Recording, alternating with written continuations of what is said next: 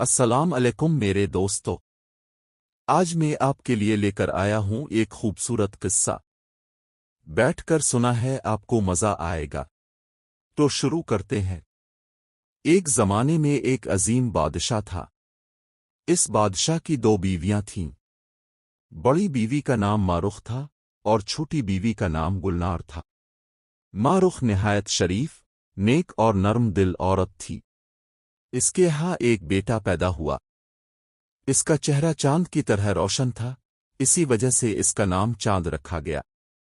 دوسری طرف گلنار کے ہاں ایک بیٹا پیدا ہوا جس کا نام تارا رکھا گیا۔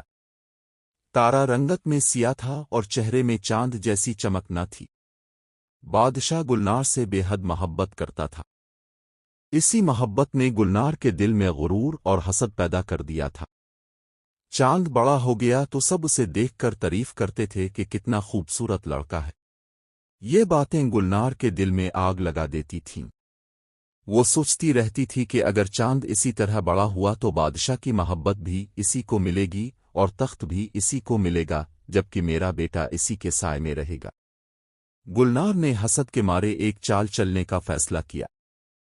اس نے چاند کی تصویر کھنچوائی اور وزیر کو بلا کر کہا کہ اس تصویر کو لے جاؤ اور کسی دور کے بادشاہ سے کہو کہ یہ تارا کی تصویر ہے اور ہم اس کے لیے رشتہ چاہتے ہیں۔ وزیر یہ سوچ کر کہ یہ بادشاہ کا حکم ہے، سفر پر روانہ ہوا۔ وزیر ایک دور کے شہر پہنچا جہاں ایک نیک دل بادشاہ رہتا تھا۔ اس کی ایک بے حد حسین بیٹی تھی۔ وزیر نے چاند کی تصویر نکالی اور کہا کہ یہ ہمارے بادشاہ کے بیٹے تارا کی تصویر ہے اور ہم رشتہ چاہتے ہیں۔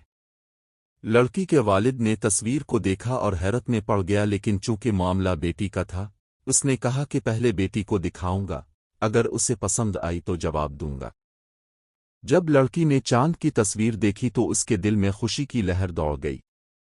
اس نے کہا کہ اسے رشتہ منظور ہے۔ بادشاہ نے وزیر کو بلایا اور خوشی کا اظہار کیا۔ وزیر نے جاتے جاتے لڑکی کی تصویر بھی مانگی تاکہ تارا کو دکھائی جائے۔ لڑکی کی تصویر وزیر نے تارا کو دکھائی۔ تارا تصویر دیکھ کر خوشی سے بھول گیا کہ وہ خود کیسا دکھتا ہے۔ اسے یقین نہیں ہو رہا تھا کہ اسے اتنی خوبصورت لڑکی مل رہی ہے۔ ادھر مارخ کو باتوں باتوں میں معلوم ہوا کہ چاند کی تصویر کھینچ کر اسے تارا کا ظاہر کیا جا رہا ہے۔ یہ سن کر وہ رو پڑی کہ میرے بیٹے کی خوبصورتی کو کسی اور کے نام پر کیوں بیچا جا رہا ہے۔ جب یہ بات گلنار کو پتہ چلی تو اس نے حسد میں بھر کر بادشاہ کے کان بھرے اور کہا کہ مارخ اچھی عورت نہیں، اسے شہر سے باہر نکال دے۔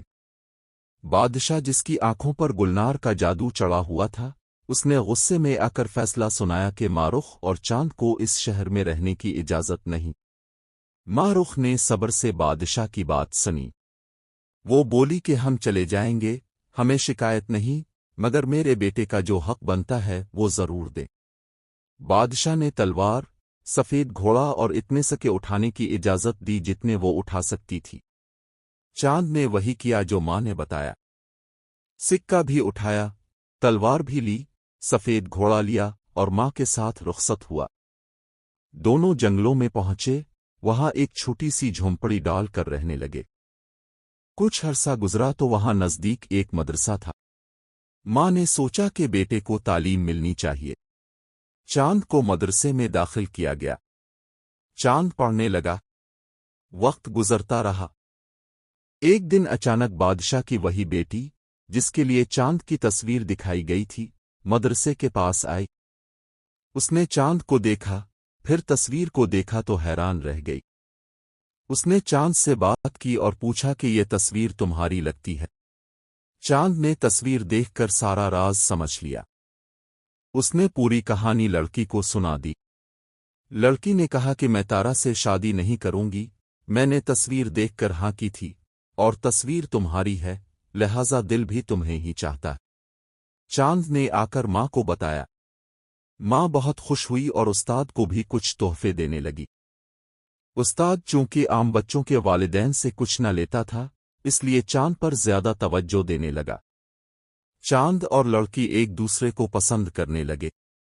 دونوں نے سوچا کہ جب کبھی لڑکی کی شادی کی تاریخ طے ہوگی، دونوں بھاگ جائیں گے۔ آخر ایک دن شادی کا پیغام آ گیا۔ लड़की ने प्लान के मुताबिक अपने वालिद से कहा कि शादी से एक रात पहले मैं अपनी 60 सहेलियों के साथ शहर का आखिरी चक्कर लगाना चाहती हूँ। बादशाह ने ऐलान कर दिया कि कोई घर से बाहर ना निकले। जैसे ही लड़की अपनी सहेलियों के साथ निकली, चांद घोड़ा लेकर आया, लड़की घोड़े पर बैठी और दोनों भाग गए। सहेलियों ने शोर मचाया कि शहजादी को कोई भूत ले गया है। लोग बाहर नहीं निकले क्योंकि बादशाह के हुक्म का खौफ था। चांद और लड़की रात भर सफर करके जंगल पहुंचे। अगली सुबह चांद खाना लाने गया। उसने रोटी वाले से रोटी खरीदी, तोते वाले से एक तोता खरीदा, घास वाले से घास ली और एक बूढ़ी औरत को देखा जो सोने के हार बना रही थी। वो बीवी के लिए हार लेने गया तो वो बूढ़ी जादूगर थी। उसने सुई चबोई और चांद को भेड़ बना दिया और करीब के टावर से बांध दिया। घर देर से न आने पर लड़की ने मूंछें लगाकर मर्दों वाला रूप बनाया, बाजार गई। रोटी वाले ने आवाज दी कि तुम पैसे देकर रोटी लिए बगैर चले गए थे। तोते वाले ने भी आवाज दी कि तुमने तोता नहीं लिया। घास वाले ने भी यही कहा।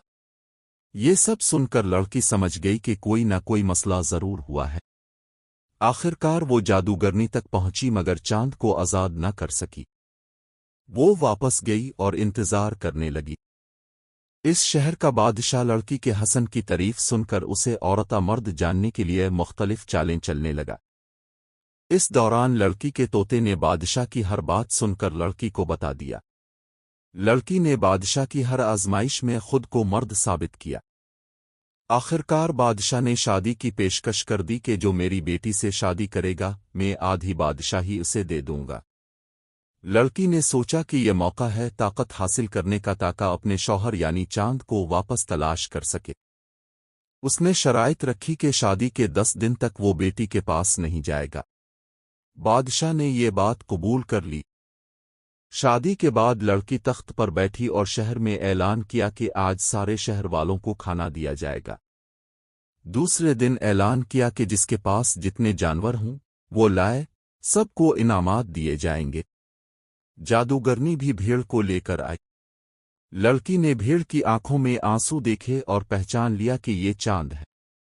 उसने जादूगरनी को पकड़वाया, सजा दी और कहा कि अपने जादू से इसे इंसान बनाओ। जादूगरनी डर गई और सुई मार कर चांद को असल शक्ल में ले आई। दोनों गिले मिले और खुशी से महल वापस आ गए। महल में बादशाह की बेटी थी मगर लड़की ने हकीकत ना बताई। चांद इसके पास गया, उसने मूंछें उतारी और अपनी असल हकीकत बताई। कुछ अरसा बाद दोनों ने मिलकर हुकूमत चलाई और फिर चांद अपनी माँ और बाप को ढूंढने निकला। माँ झोंपड़ी में थी और बाप बुढ़ापे में तन्हा रह गया था क्योंकि तारा ने इसे छोड़ दिया था। चांद ने दोनों को साथ ले आया। बाप ने मुआफी मांगी। सब इकट्ठे खुशी खुशी रहने लगे।